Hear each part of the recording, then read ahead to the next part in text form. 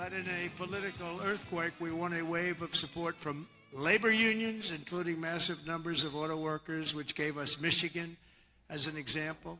Think of that. We won Michigan easily, and we did tremendous with the auto workers. And an overwhelming majority of the rank-and-file membership of the Teamsters. The Teamsters were great. They showed up in droves, and we won them by a lot. Together, we're forging a new political majority that's shattering and replacing Franklin Roosevelt's New Deal coalition, which dominated American politics for over 100 years. That's what we're doing. And what Mike said before, common sense. It is a little bit of common sense. Maybe it's a lot of common sense. Under our leadership. Common sense conservatism, America. I'm Hugh Hewitt in Studio West, joined by Noah C. Rothman, senior political writer for National Review. Noah, welcome. On the opening monologue today, I gave the crash course in Republican Party history from 1854 and how the party has changed from Lincoln to McKinley to TR right through Ike and then Nixon and then Reagan, HW, and W right up to Trump, the only person along with Nixon who have been nominated 3 times. And I think the GOP NT, Nixon and Trump, is common sense conservatism, is common sense everything. And it's a bigger tent. Now, what's your take on the GOP? Not conservatism, but the party right now. Well, I'll tell you as a highly ideological conservative, I'm leery of a party that defines itself in Nixonian terms because I think Nixon's foreign policy had a lot to be desired and was found wanting.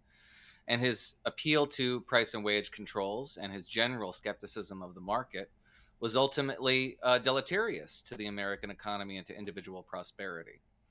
So I like to see a conservative economic policy and a foreign policy that reserves some credence to an extroverted American presence on the world stage, a muscular foreign policy that is confident in its own American ideals, that doesn't think it's just America's just one nation among many, and who are we to dictate terms to the Soviet Union or the Communist Chinese in our times.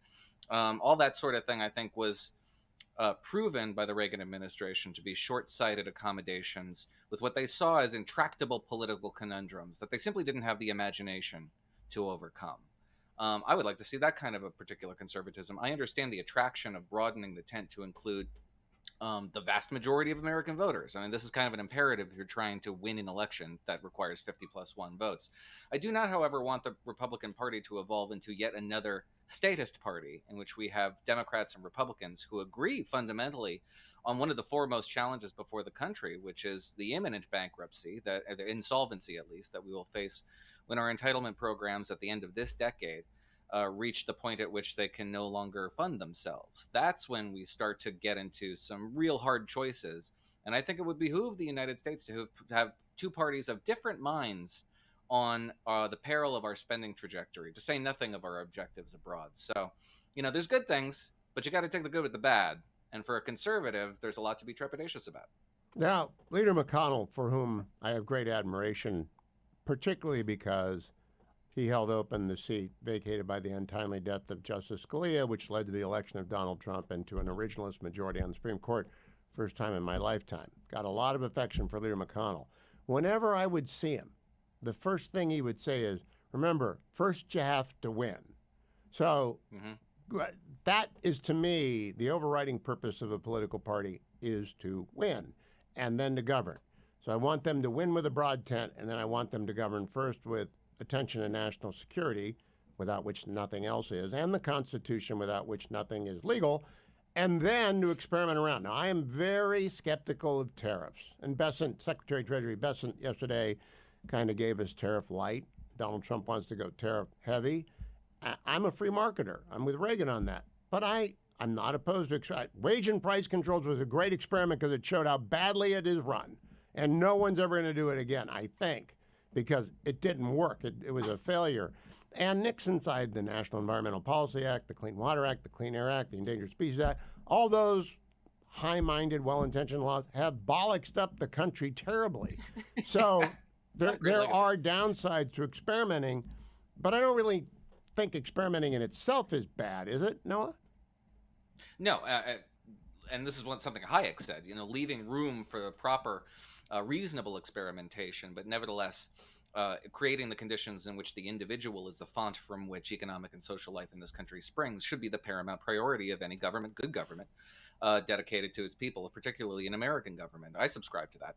Let's talk about tariffs briefly. We were talking about this on the editor's podcast today. I don't know if you had a chance to hear it. I have not, no. But what we witnessed over the weekend, I think, is a useful example of where I think a proper role in doling out tariffs is, which is insofar as it comports with the president's capacity to conduct foreign policy, and specifically to conduct that policies that are close to, akin to, adjacent to war making.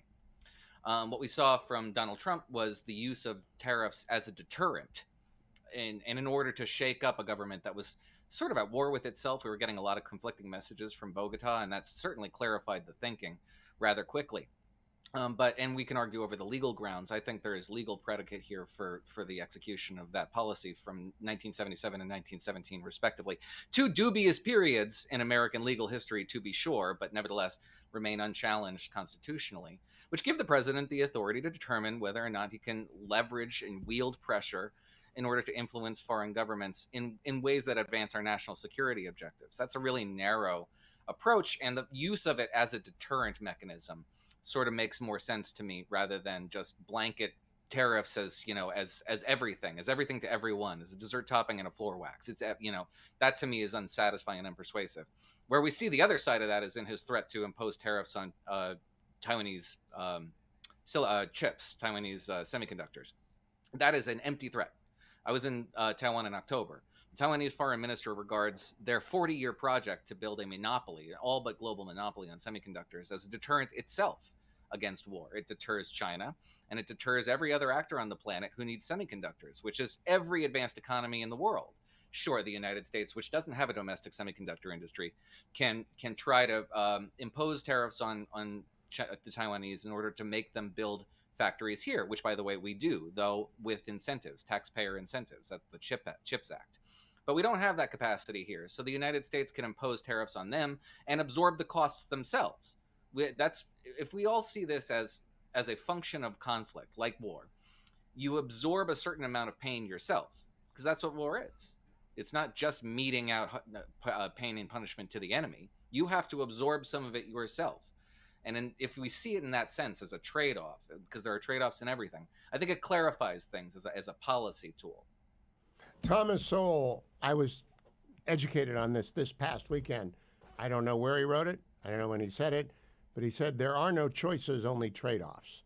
And if you do tariffs, you're going to lose some things. And Noah, can you stick around for 3 more minutes? I want to ask you a question during the break, which we'll put on the podcast, having to do with Donald Trump's Republican Party and its defining feature. Don't go anywhere, America. I got Noah coming up, and after the break. Welcome back. I've got Noah Rothman with me still. Noah, people remember Reagan bringing down the Soviet Union, and rightly so, and George H.W. Bush presiding over its peaceable dismemberment. But they forget that Nixon started détente on the theory articulated in The Real War, the book he wrote in 1980, that you push freedom through every crack, and eventually the edifice cracks. So Nixonian realism, along with Reagan-esque rhetoric, wins the international stage. Do you think Trump has a realist view of the world? That's hard to say. Realism leaves something of a bad taste in my mouth. I would like to see, as you say, a more ideological, even if only rhetorical, but an ideological assessment of our value, like a self-confidence in our own American conception of liberty and the promotion thereof across the board.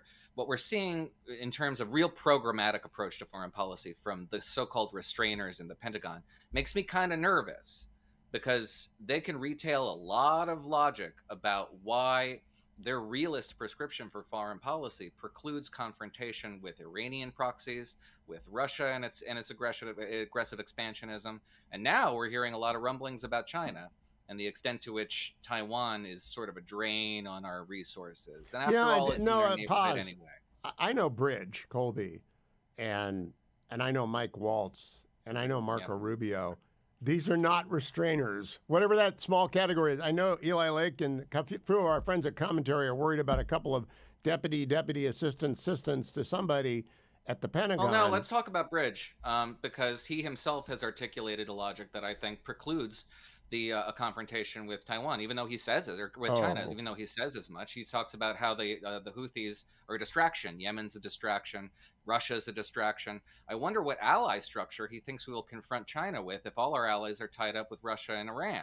I don't interpret Bridge Colby that way. It's not 1933 anymore. There are not spheres of influence in which we can hide behind. The world is no, I don't think that's his. Global hegemonic obligations. I think he misstated, and I'll have him on to have him talk about it after his confirmation. He believes China's priority number one, and everything else is 2, 3, 4, 5, 6. And I think he's right. They are our number one enemy on the world stage. That does not preclude that. That means a lot of defending Taiwan and getting them the weapons that they bought years ago and haven't been delivered. But it doesn't preclude anything with regards to the Houthis or Iran. And boy, the Houthis in Iran are sure acting like they got the message, right? Well, yeah, the Houthis are. The part of the problem is that our allies in the Pacific are also our allies in Europe. We need France, the UK, the Dutch in the Pacific as much as we do in Europe. And to sacrifice one theater over the other is to lose sight of the forest for the trees, I would say. And there are only 11 carriers, Noah. He called Yemen a tertiary. A Yemen is a tertiary feature of the geopolitical landscape. Those are his words. I'm sorry, the Suez Canal is kind of irreplaceable. We don't just give up on it. He's inheriting America's hegemonic obligations, whether he likes it or not. He could steward them, or he could abandon them. He's not giving up on them, but I'm out of time. We'll continue the conversation next week. Noah, thank you for joining me. The Editor's Podcast. I got to go listen to it today because it's timely today. Thank you, Noah Rothman. Thank you.